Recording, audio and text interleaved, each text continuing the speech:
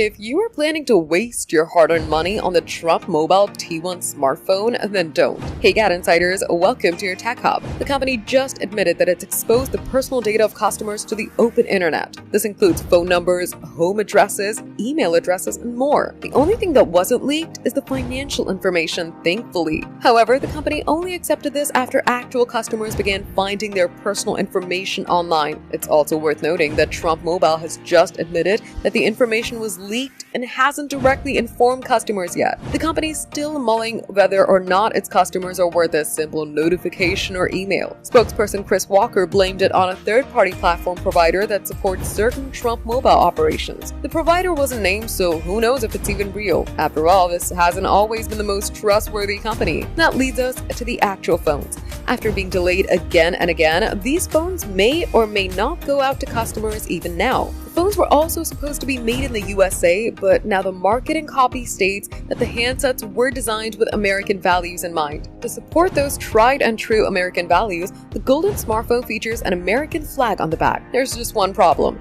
This particular American flag has just 11 stripes, whereas the real flag has 13. Maybe American values don't allow double-checking the design document. The original marketing copy also made it seem like this would be a new phone designed and manufactured from the ground up. But this one looks to have been a misdirection or a fabrication. In other words, the T1's likely a years-old mid-range Android phone dipped in cheap gold paint and slapped with an incorrectly drawn American flag. Did we mention it costs at least $500? It's better to save those bucks and use them on something else. For more updates, subscribe to GadInsider, like and share the video, and don't forget to press the bell icon for notifications.